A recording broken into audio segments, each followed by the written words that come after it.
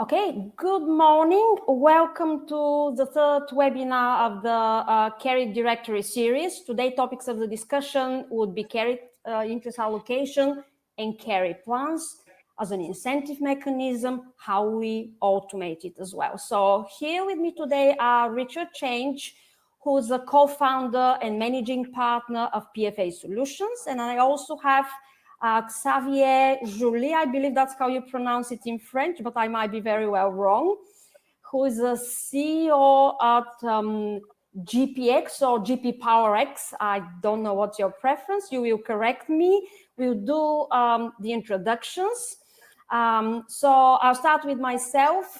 My name is Mariya Stefanova, and I'm partner at Private Equity Accounting Insights. We are a small private equity specialist firm specializing in consultancy, carried interest, investor reporting, private equity accounting, LP, fee carried interest, and fee validation. And we've got a small publishing arm of the business.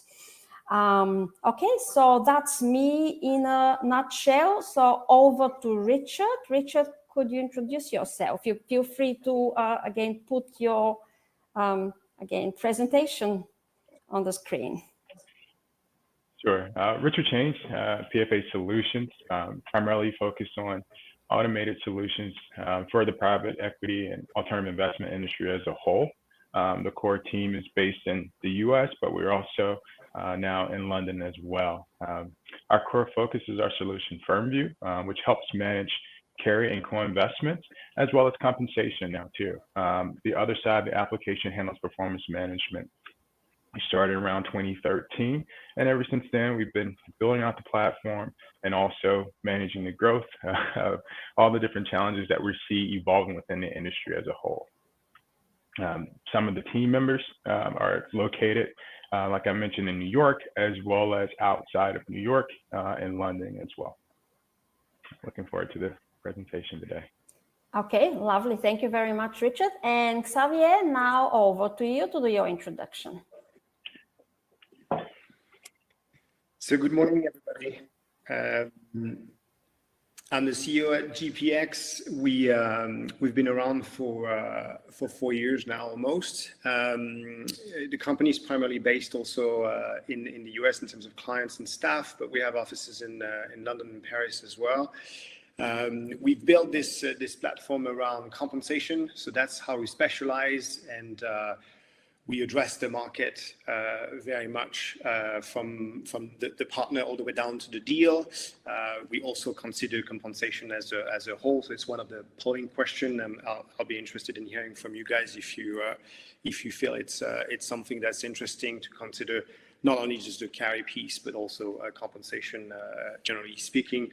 We try to address those questions that everybody has when you leave in the GP accounting piece of the market. It's management committee answers, like the carried interest, of course, across like all funds by whom, partners who want to know what they contributed, a GP accounting team trying to understand when the fund goes into carry and so on, but also obviously compliance, audit, tax people, IT team. So that's what we're trying to do, and I think it's very much the case for PFA and other players in the industry. It's trying to put in place a software solution versus using Excel. We're going to talk about that today. We're very excited about it. So good morning to everybody, and we look forward to this interesting conversation with you guys.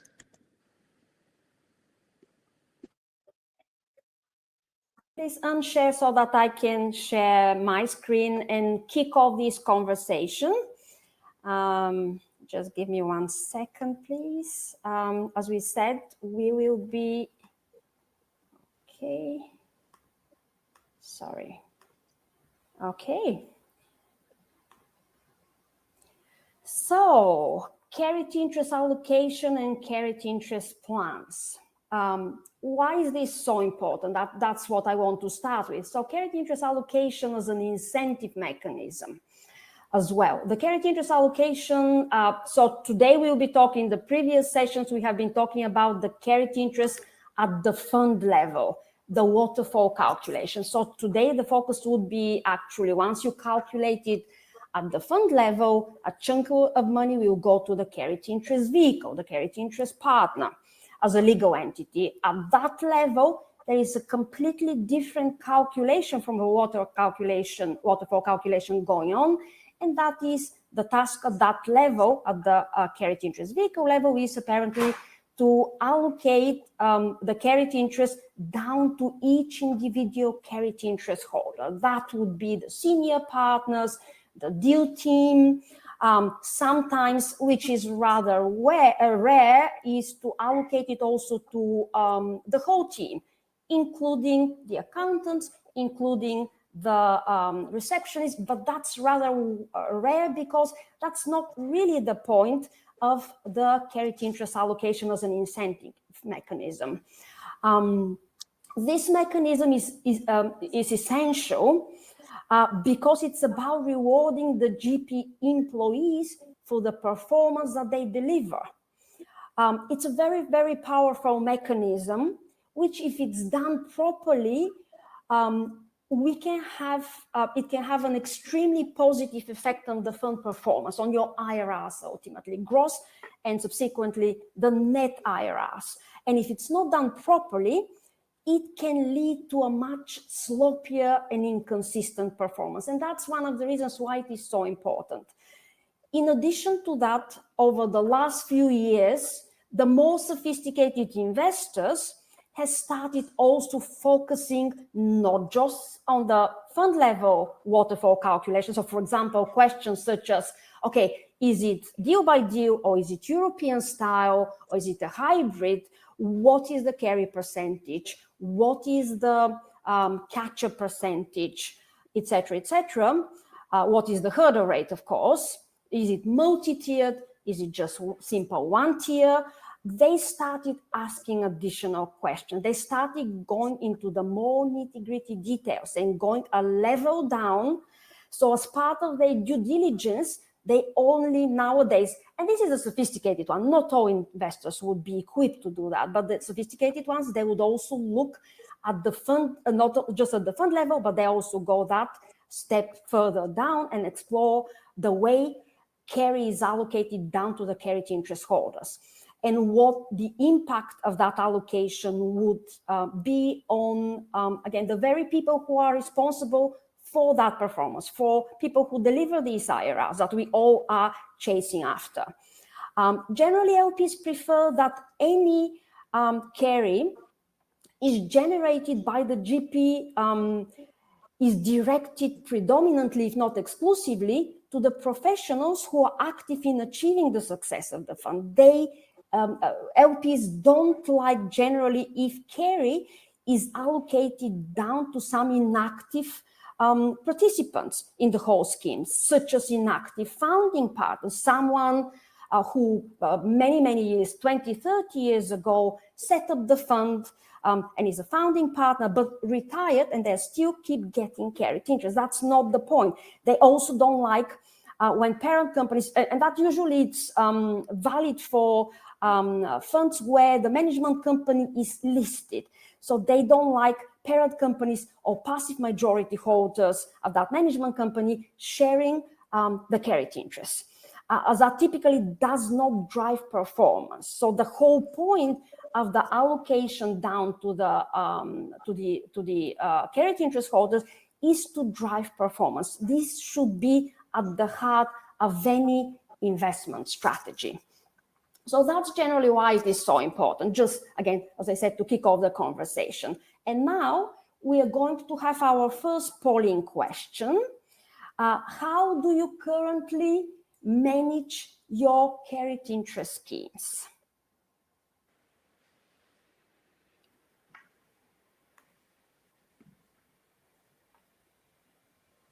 Can you see the polling questions? Yeah. Okay, so let's see what's going on.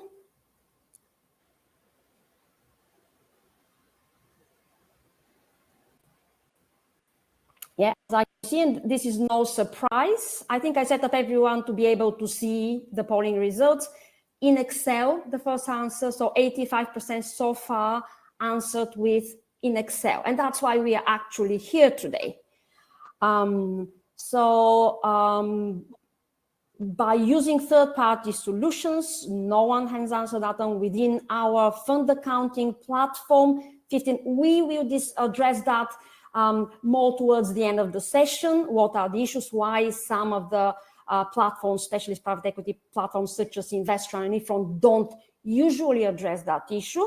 So Richard and Xavier are going to share that with us. I think Xavier, it's his background is also Ifron, both Ifron and Investor, I believe.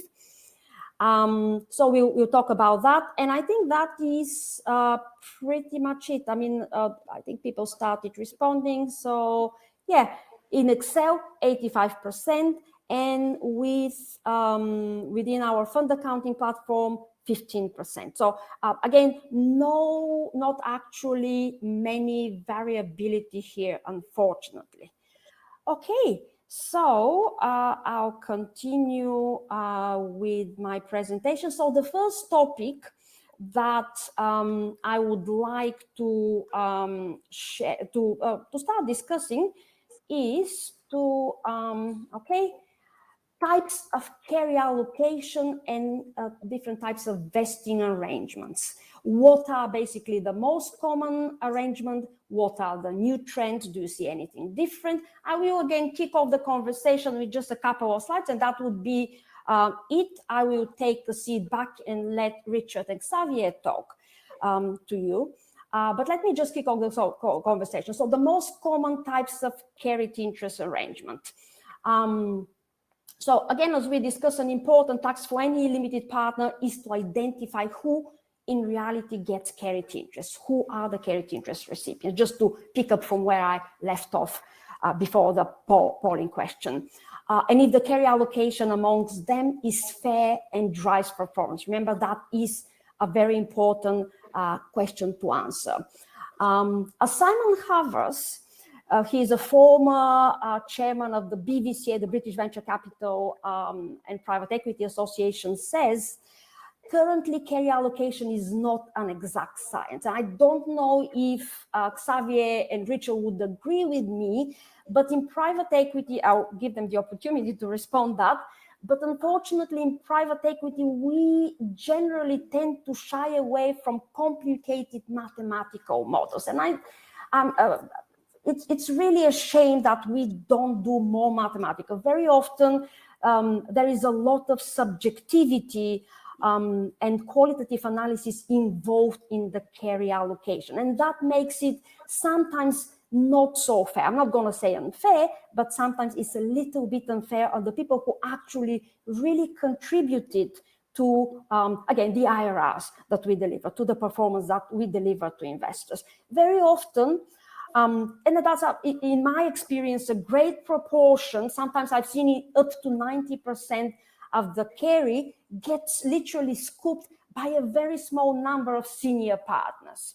So, for example, here, again, I'll ask both Richard and Xavier to comment on that one, but just to show you very quickly an example that I see very often, and we designed in the past a few of those.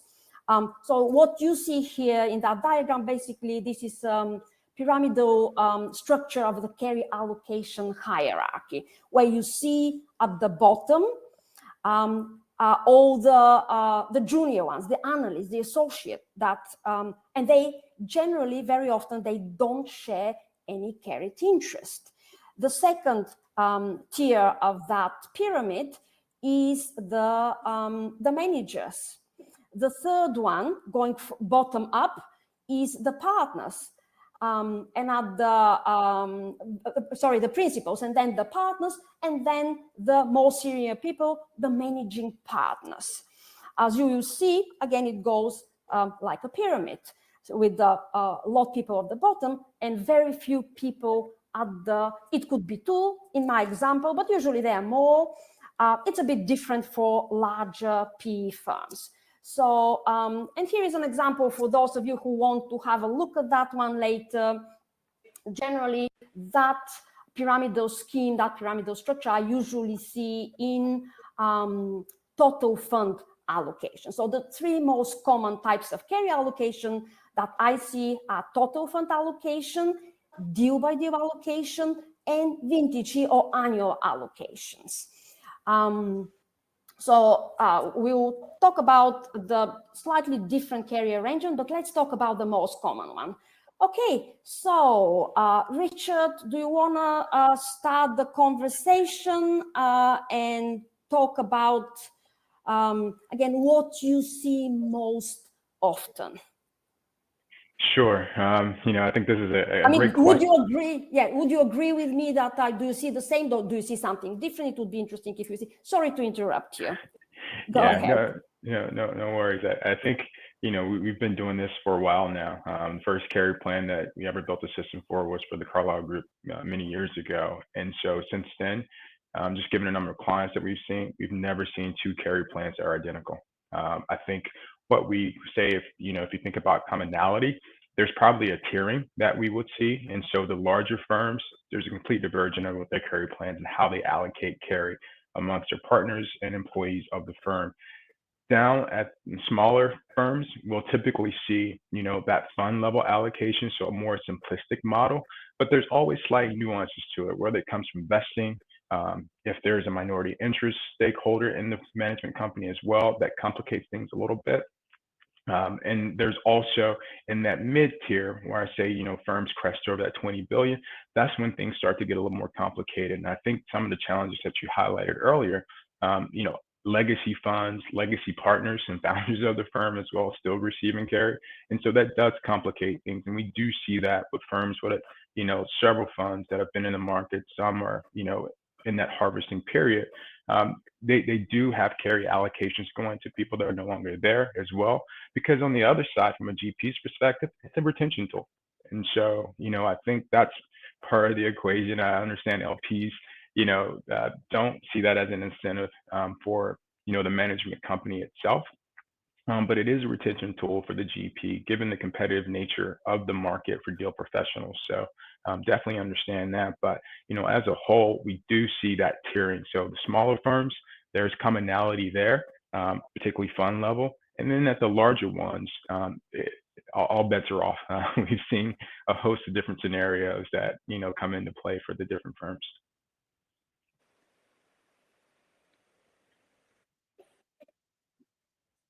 Yeah, what do you see usually? Would you agree with Richard? Would you disagree? Do you see something different? I can't disagree with Richard. We're seeing the same thing in the industry.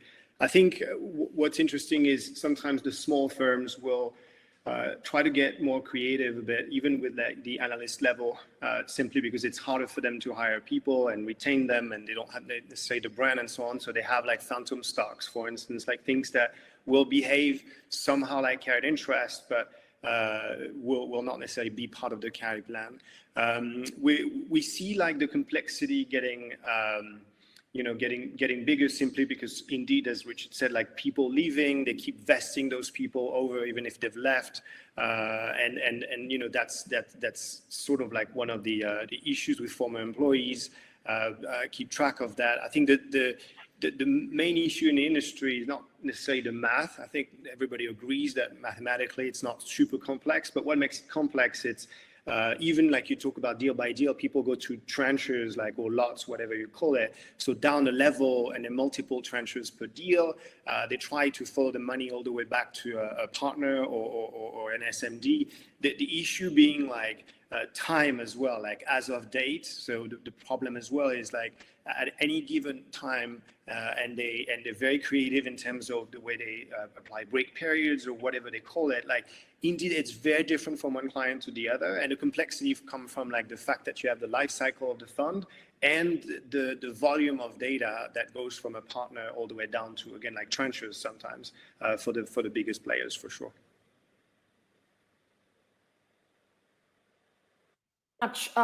Do you see anything more complicated? What is the most common thing for you to see? Is it carry percentages, carry points? Do you see anything different in the market? Is there what are the new trends? Have you established any new trends that are going on, going deeper, analyzing deeper the performance?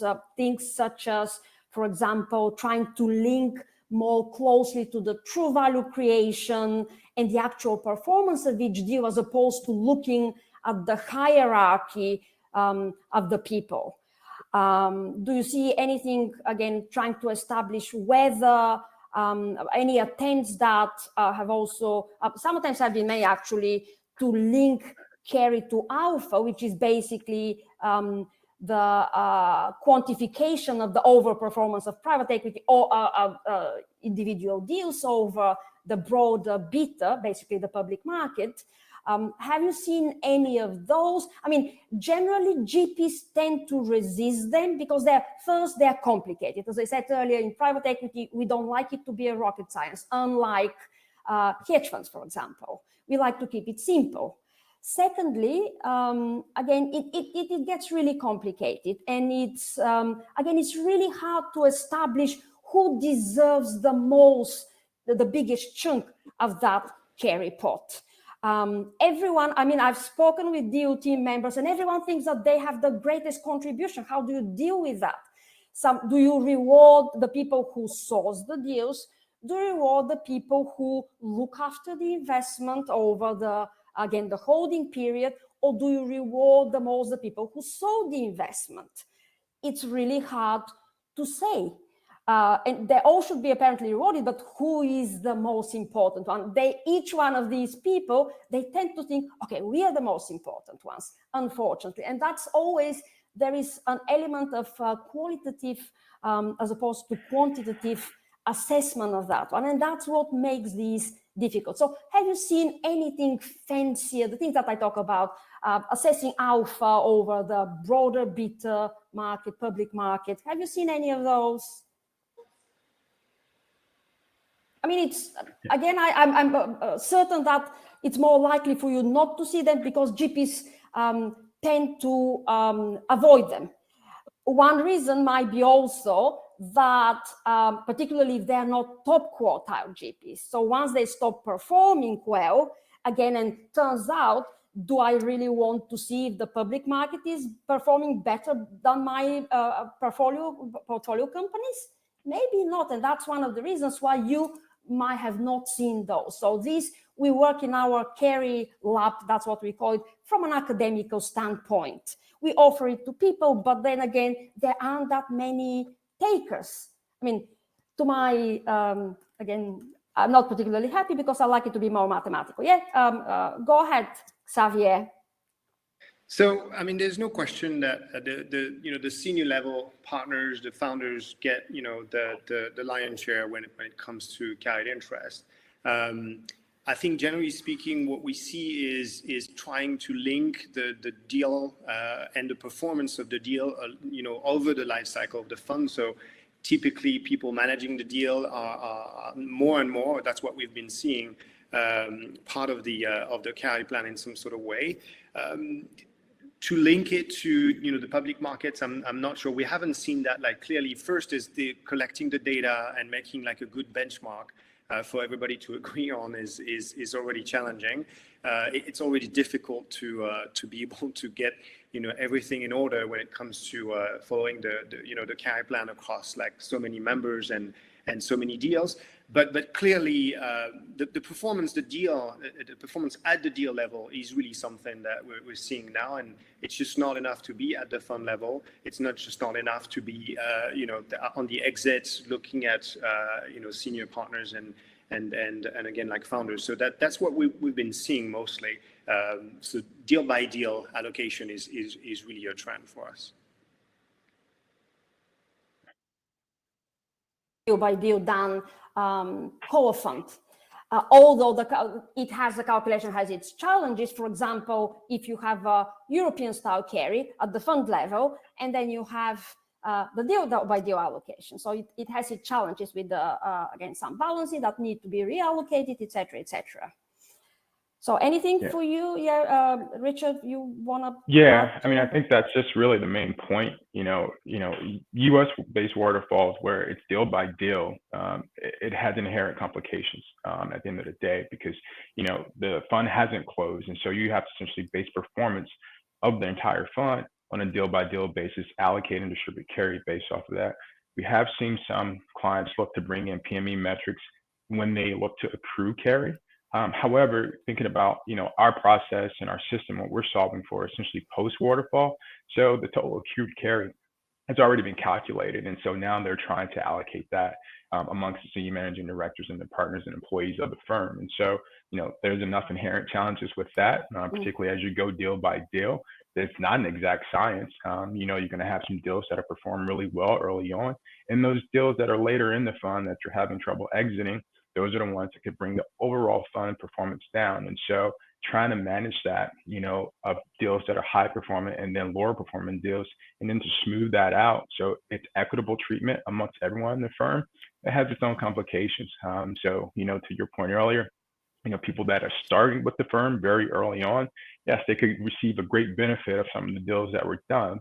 But later on, if you're coming in and you're getting carry when deals that are underperforming, then it's not completely equitable because it's really just based on timing and not necessarily your contribution per se to the overall investments that fund has done. And so I think that's really some of the challenges that, we see our clients, struggle with. Is just how to manage, when to distribute. I think that one trend that we do see now from other clients is having carry also be reciprocal on the co-investment side. And so thinking about ways that, from a GP standpoint, they have their own commitment, but they're also able to essentially say, okay, if we're giving you 2 points of carried interest, let's say at the fund level, then you have a reciprocal commitment to the investment that the GP is responsible for. So we are seeing more firms look to do something like that as well too. So, that's interesting. Okay, any other trends, Xavier, or we just move on? No, I think we've covered that covers it. Okay, so second polling question, I think, is the time now to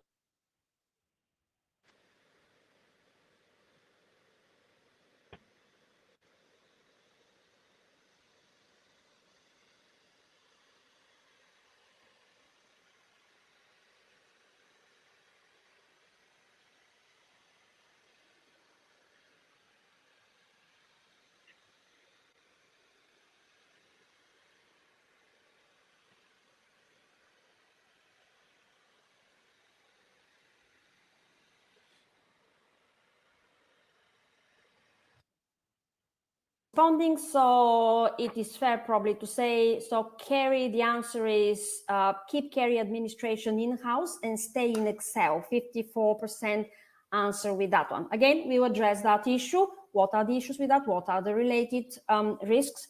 Operation from an operational and other perspectives.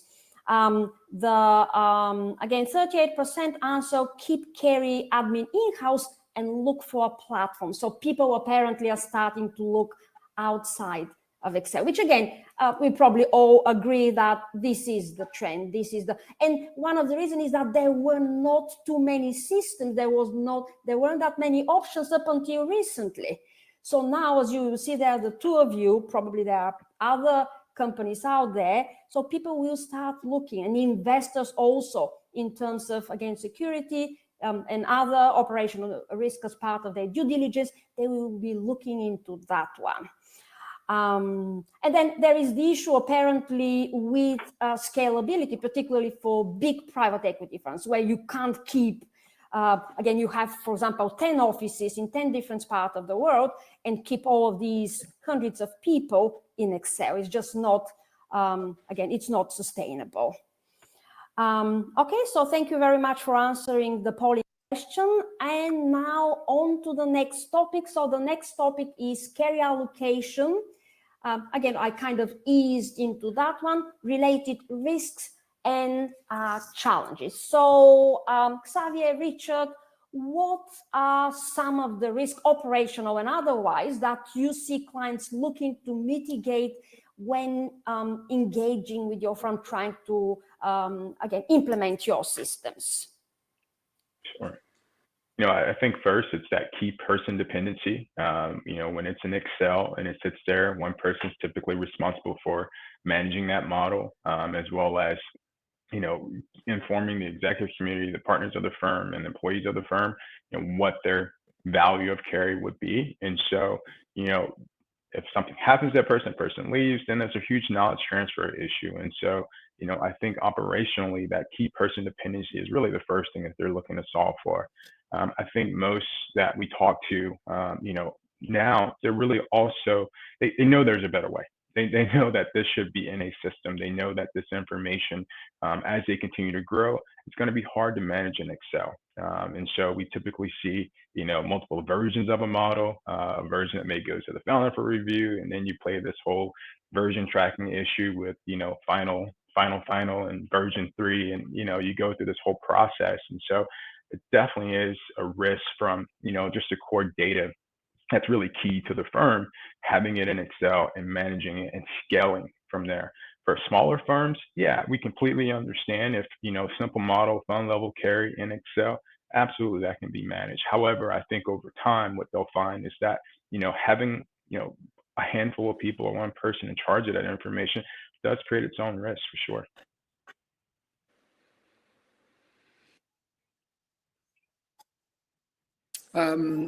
I mean, definitely the human error factor is clear. I think there are issues around data as well residing in Excel spreadsheets, and we've seen, and I'm sure Richard has seen the same thing, like some master files that are like completely beyond what Excel is capable of handling. That makes it like a risk, like just from like a database structure, because they don't necessarily have database. That's the point. Like the data resides in Excel spreadsheets, and Excel is not made for that. I think if we try to understand why people stay in Excel, and even when you look at the polling questions, like people think that they will stay in Excel in the next 12 months, it's indeed like promises made by some of the biggest vendors out there that they could, take care of it, and it needs a dedicated solution, and we're part of them for sure. I think it's handling exceptions as well. We talked about it while preparing this seminar.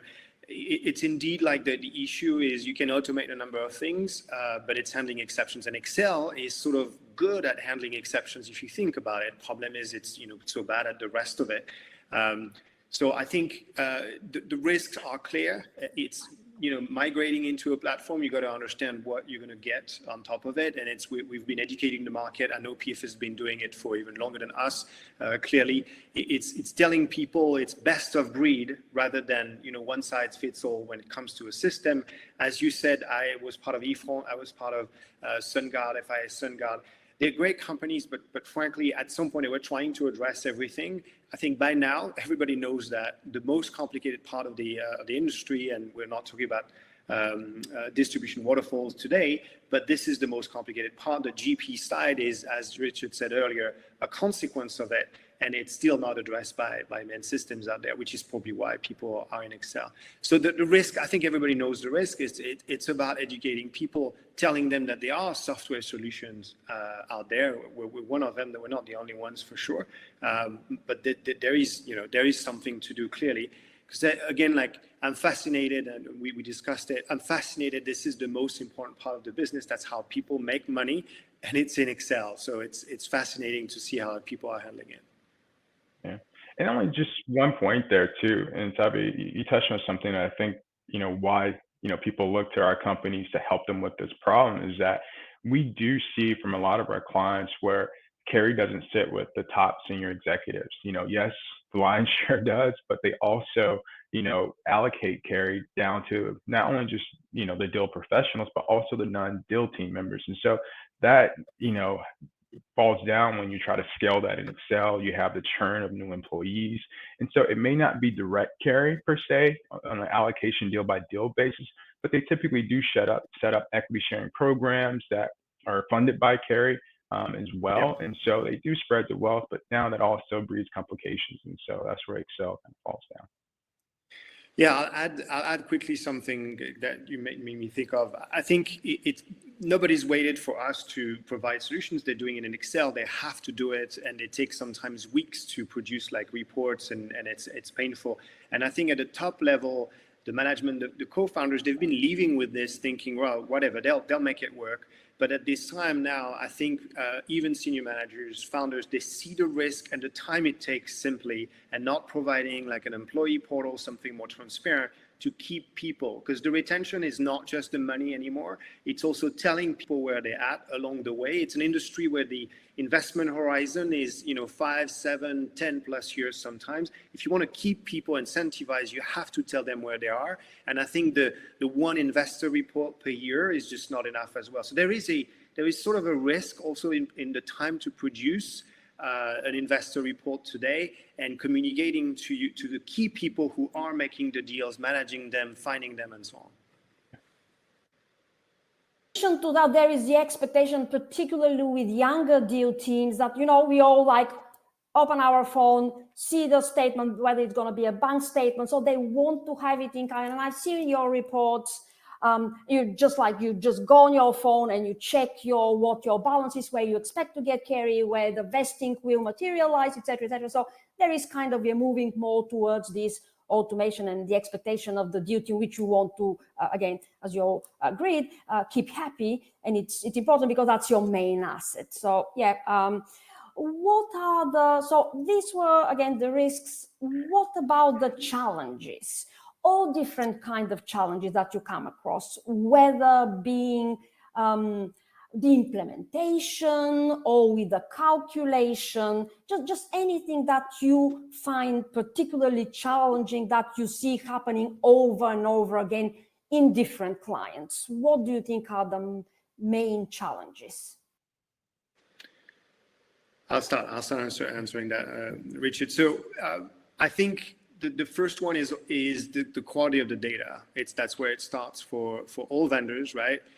It starts from the data. It ends up being in reports, ideally, and as everybody knows, garbage in, garbage out. So the first risk is really the challenge when you start talking about those projects, is where there's the data reside, how you just do an aggregation of like historical data as well over time when they have a number of funds and history going back, a couple of days. So I think it's the first risk we see. The second one is clearly during implementation is keeping track of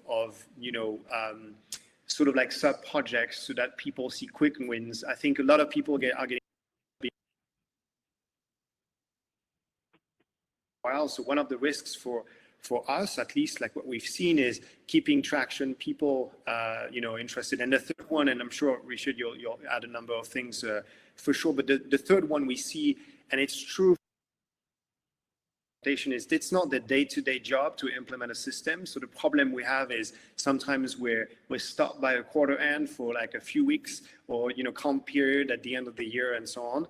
And that's for us like the second biggest risk after the data itself, is people defocusing for a while, where obviously a 12-month project, for instance, it's a lot of time that you have to consider for people think about it. Of course, they have to do their job first. So this is for us like the biggest risk when it comes to how long is it going to take. That's what I say to people when they ask me how long is it going to take to implement your system. Frankly, it will depend on how available they can sometimes. So you have to factor it for sure. Go ahead, Richard. I'll be interested in hearing you as well. Yeah, sure. No, I'll agree with all the points. Definitely from a data standpoint, garbage in, garbage out, trying to consolidate multiple Excel files over time, done by different people. That always presents a challenge.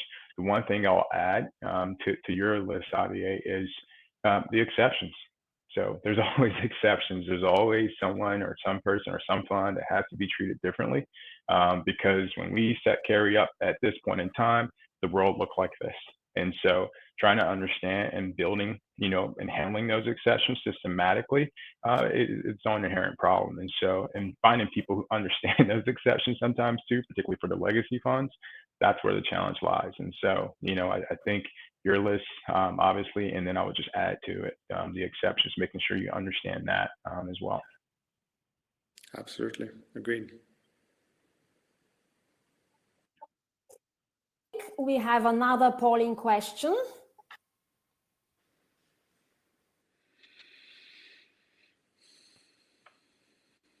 And this one is again related to what we just have discussed. What do you think is your biggest operational risk in GP accounting today? By putting a combination, Mariya, that's what you're going to get for sure. Yeah, well, I know. I decided to add that on because it's very often it's not. It is a combination. Just one. Really. It never says one. No, that's sorry. fair. I messed up your. Yes. All the above. That's fair. Yep. Thanks, Mariya, for ruining my question. Okay. I'm sorry. I kind of didn't allow you to get anything useful out of it. I think it's clear. Okay. Yeah. Okay, so the next topic of the discussion, we kind of touch upon it, but let's see if we have exhausted this one, Excel versus automated solutions. So a lot has been said about Excel, spreadsheets, and how unreliable they are. No, we all know that, but we still love our Excel. We all probably would agree on that, particularly at the fund level, not so much at the allocation level.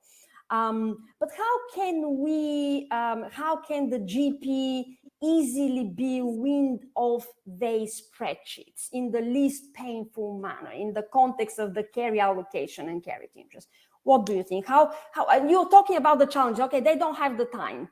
Okay, apparently seeing the benefit versus apparently the work involved. What would you, again, is there anything that you want to add on that topic, or you think that you already addressed it? What's the easiest way to, I mean, I think for us, it's, giving them the ability to have push button reporting.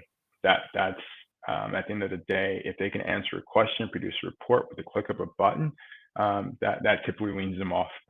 So, for us, being able to not only just have that reporting, but then also to be able to quickly see that information and understand, the current value of estimated carry or past distributions, that quickly weans them off. So I think that's definitely part of it. And then also, having that centralized location that more than one person can access. We have a lot of our clients also looking to provide this information, as Xavier said, back to their employees so they can use it as a retention tool to see what, past distributions are the estimated carry of funds and deals that they may have allocations for. But also, how do you contribute, how do you provide that information, distribute that information to employees in a more real-time basis? And I think, that trend is, having an employee portal. Our system allows users to go in to be able to see that information for themselves. And so it's one less phone call that someone has to answer or email they have to respond to when it comes to, what carry allocations they may have and what their value are. So, I think that's sort of the first thing that weans them off. Anything to add?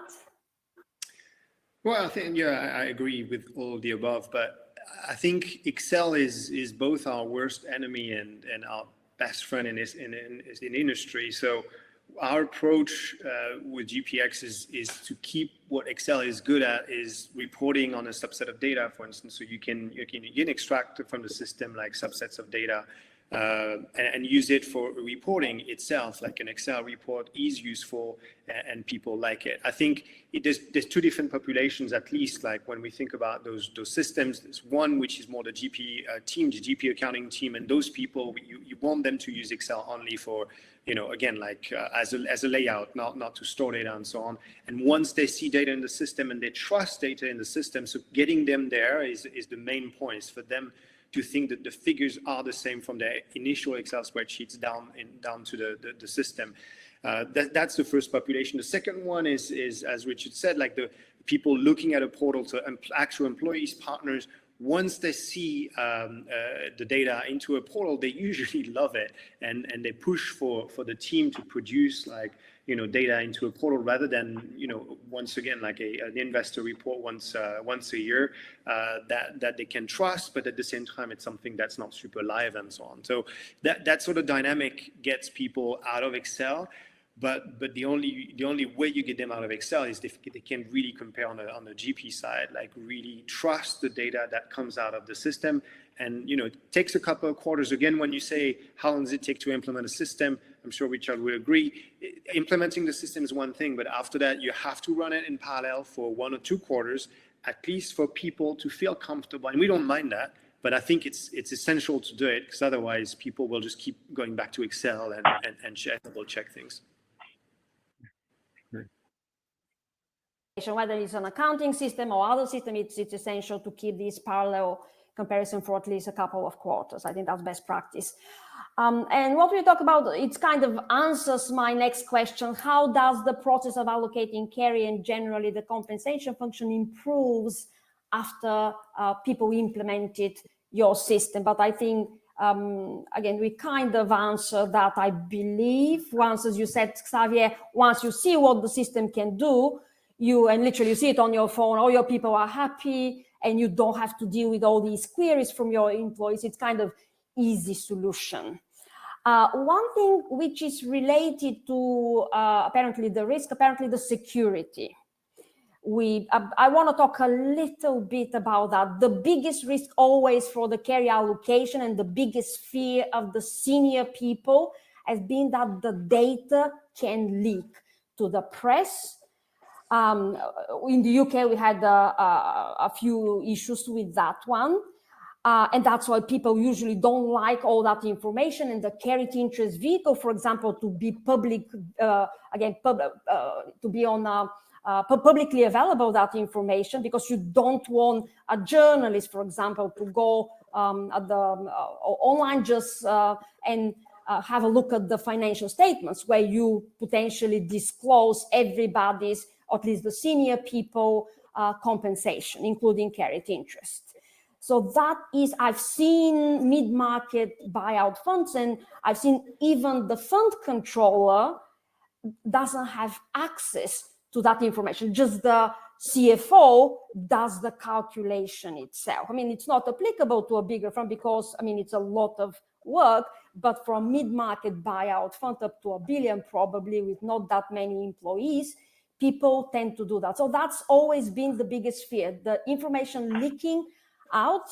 So how do you address that? How do you make sure that the information is safe?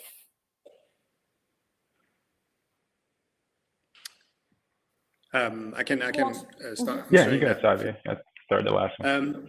Look, I mean, there's no question that's like probably the primary concern when you talk about data is how you handle it, even during implementation. So there's no such thing as like data leaking. Like we are very serious about that. I'm sure PFA is as well. Like it's a world where you can't like provide solutions if you're not absolutely rigorous about the way you work, the way you encrypt data.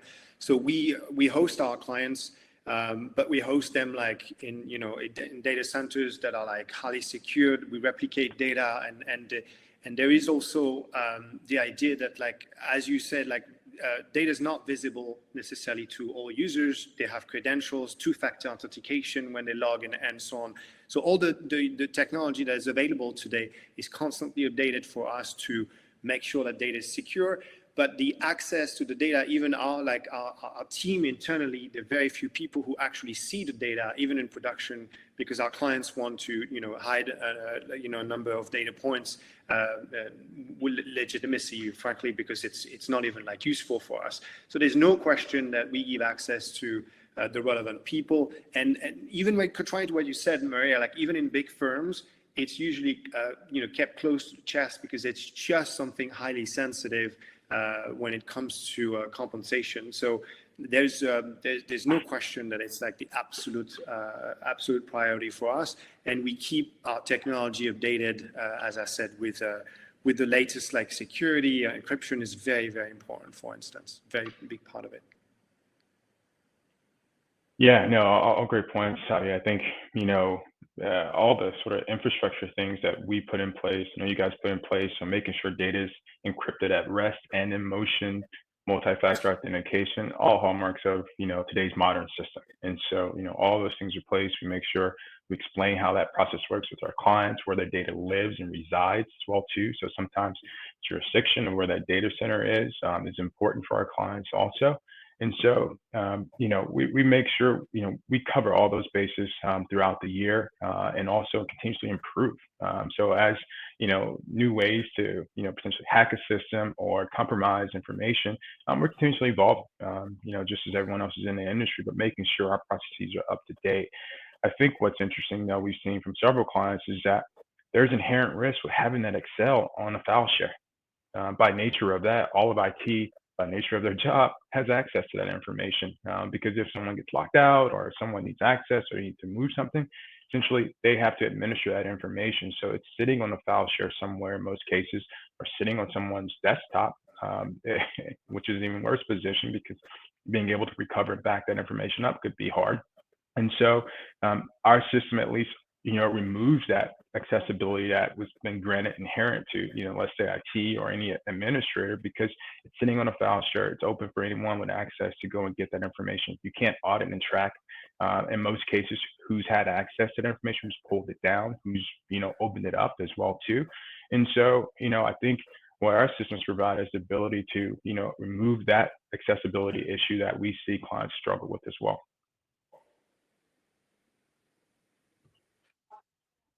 Much for your input on that topic.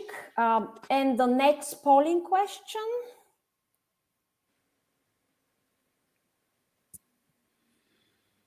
It's again about Excel for people who moved from Excel. What is the main reason for that?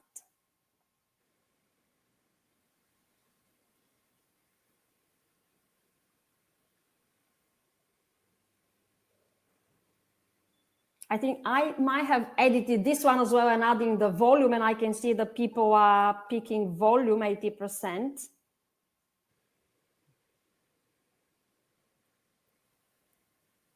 Yeah, well, that's interesting. So turns out it's not so much the complexity, it's rather the volume that drives that. And again, you can agree, I guess, particularly with the bigger firm. Okay, so thank you very much, guys. So 83% picked volume and 17 are overly complex to maintain in Excel. So it's not so much the complexity, but the volume. Okay, so the next topic is the carry allocation and other specialist private equity platforms. We kind of touch upon that one, mentioned different Investran. Why don't typically specialist private equity systems, the accounting, the GL, the accounting, the transactional module of the system, why don't they handle the carry allocation management? What do you think? And if they handle it, what is the disadvantage of using one system? Because people are generally looking for one solution to everything. So how would you sell them on buying your solution as opposed to buying one of the big systems and handling? So who want to, yeah, I think. You go ahead, Richard. Start. Yeah. Sure. I think the main problem is, carry allocations are arbitrary. There's no allocation rule for carry, right? So it's not based on deal costs. It's not based on commitment. It's completely arbitrary how carry is awarded. So, I think that, makes it a complete challenge to start with putting that information in a system. Yes, it can be a repository. Yes, it's a data store. Completely agree. But at the end of the day, you do lose, some of the inherent benefits that those systems provide by being able to allocate carry, because you don't have an allocation rule that drives those allocations. And so, I think that's where they fall down. I think the other challenge is that the exceptions to the rule, how do you manage those? And so if I think about the systems that we've worked with a host of them, from Investran to eFront. A lot of our clients are Investran users, and so definitely have a great wealth of experience there. And one of the issues we see, with people managing this information in Investran is managing the allocations over time. And so, if you think about that world, it's essentially a user-provided allocation that you'll have to manage. And so how do you manage that change? How do you replicate that allocation for the next distribution as well, too? And so that becomes some of the inherent challenges with some of those systems, specifically when it comes to allocating carry.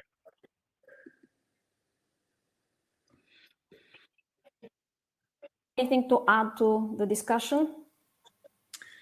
Yeah, I agree with Richard.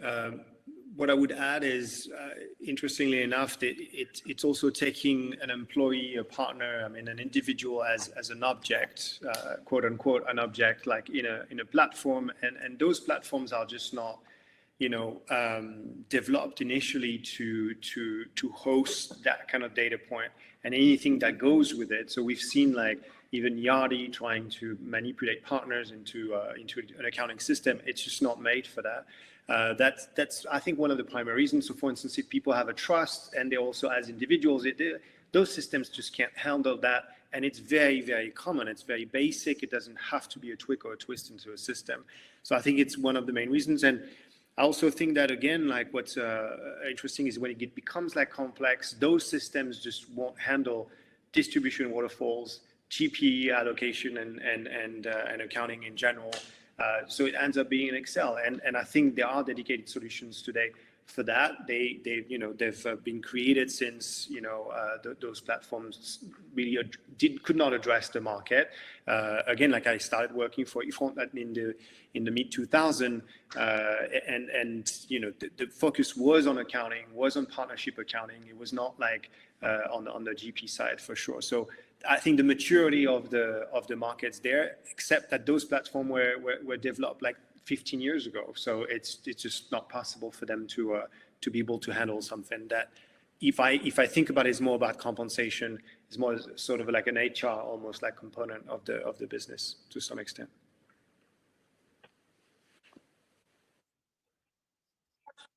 Other private equity specialist systems, what about integration? What other system do you typically integrate with or source data from? How does that work? Yeah.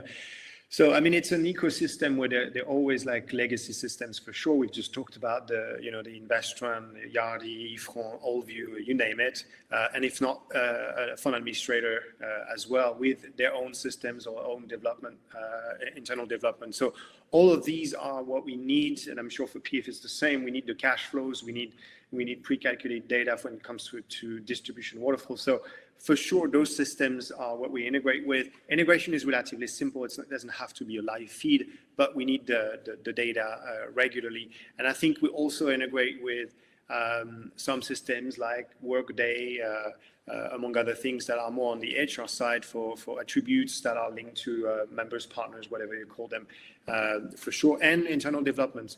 And I think the last one, last but not least, it's Excel. And it's not a pure integration, but it's the notion of uploading Excel spreadsheets sometimes, and you have to face the reality is even when people get off Excel for the core of what we do, they still sort of load data sometimes from Excel on a regular basis, at least on a quarterly basis.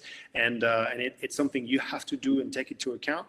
It's relatively simple when you talk about it. It's less simple when you actually look at how people change formats all the time, and it becomes a nightmare to just like load. So you have to be very disciplined when you do that with Excel, but otherwise it's the usual suspects for sure.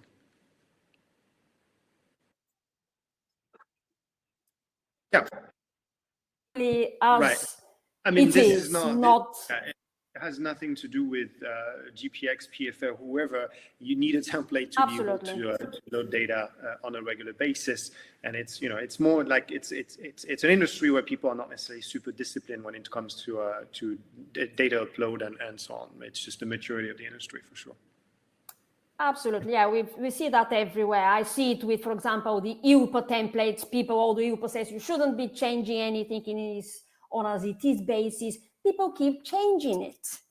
And that's not the point of it. The point is to be standardized so that we can automate it. So yeah, pretty much everywhere. So Richard, anything else? Yeah, just, hit the same points, so I think, if I had to list them, it's typical, it's your GL. So if you're using Investron, eFront, whatever GL that you're using, we need those carry values or the investment values to predict what an estimated carry value will be. So even also too, like the accrued carry amounts will be coming from your GL as well too. And so that's, the one integration point. And then your HRS system, which Xavier touched upon.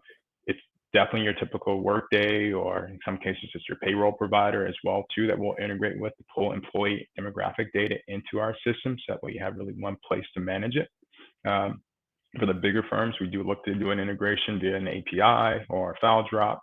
So that way it's automated. So new employees get added to the system automatically. Even if they're not receiving carry, at some point they could. they're already in the system, and it's just as simple as, giving them the right allocation at the right time. So that's typically what we will integrate with, but completely concur. Excel is another integration point. Look, at the end of the day, yes, I don't think we bash Excel. I think Excel, as Xavier said, it's a blessing and a curse. And so from an accounting standpoint, I have the flexibility to go in and check and make sure that these allocations that I'm going to create and push in, I want to provide additional checks. We know accountants do it all the time. They want to verify, down to the last, cent or decimal that these things are correct. And so they're more comfortable doing that out in Excel, which is completely fine. Once they've done those checks, they can upload that information back into the system and let it handle the rest, particularly if they're doing something in bulk fashion as well too. So, but yeah, those are the main integration points that we see. On to the next and last polling question, and then we have one extra topic to discuss, reporting. So if you have any reports to show us after the polling question, I'd appreciate it. If you want to share them, please do free. Who want to go first? Xavier, I remember you had some reports. Do you want to share them while just get them ready? Yeah, let's finish with the polling question and then just get them ready. Okay, so now it's again the holistic view question.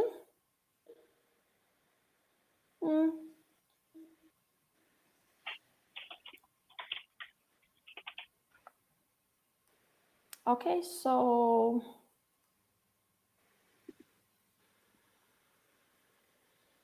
just a few more seconds.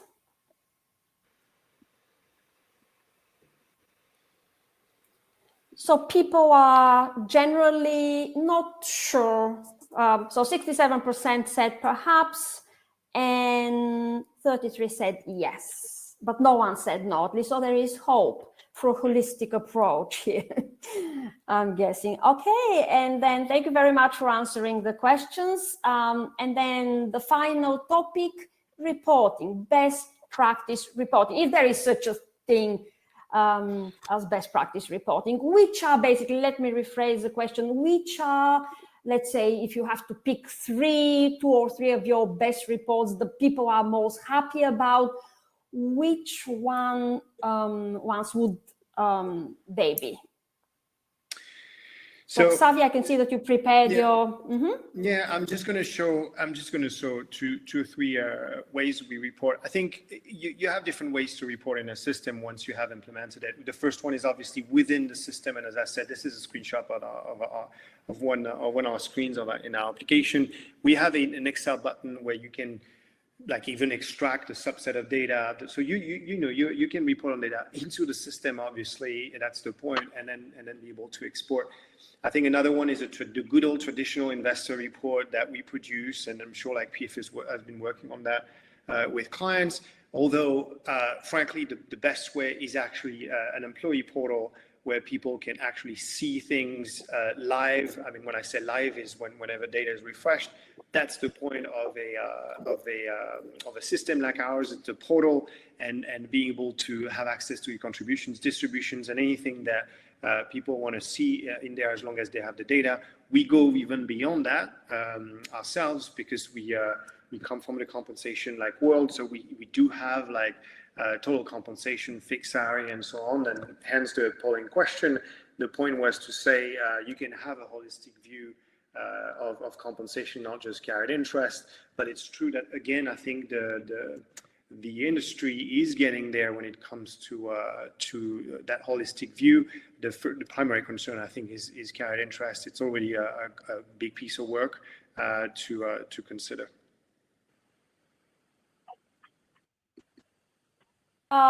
Richard, if you don't have any prepared, that's fine. But can you just from the top of your head, can you tell us which are your clients' favorite reports? Oh, you do have something prepared. Wonderful. Yeah. Thank you. Yeah, I can pull this up. So this is definitely one of those where I think our clients, really appreciate, is being able to see that overall view of carry. And so this is in our demo environment. This data comes out of the box, but being able to see carry as it's allocated by fund, by status, by fund size as well, to get that 30,000-foot view of the world from a carry distribution standpoint. And so this one's that I think that's particularly interesting for our clients. You can also, break this down to the participant level as well too. So now you can see carry, as it relates to each and every employee in the firm as well. And so, in cases that, Xavier mentioned earlier, was being able to see in cases where you have trust.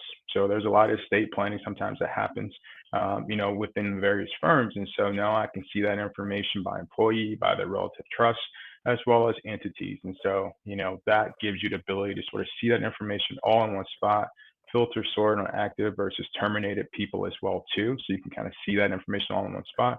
And then finally, our compensation report. So being able to go back, this is one I just ran out of the system, but being able to see compensation holistically. So my base, my bonus, my distributions of carry, as well as any co-investment obligations I may have too, and co-investment commitments I may have. So seeing all that information in one spot, being able to see any sort of deferred compensation arrangements that may be part of my compensation, that's part of this report. And then my co-investment performance. So my beginning balance, ending balance. But as an employee, I get to see the whole picture of my relationship with the firm. And so this is one I think is always particularly interesting for our clients. Really important for the employees. And again, you need to keep them happy. Okay, lovely. These are some beautiful reports. Thank you very much, both of you. And I think I don't see any questions from the audience.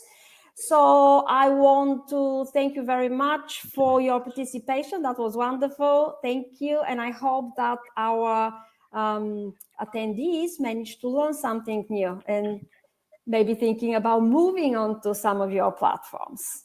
Thank you, guys. Thank you very much, everyone, for participating. Absolutely. Take care. Thank you, Richard. Bye-bye. Thank you. Yeah, thank you, guys. Thank you, have a lovely day.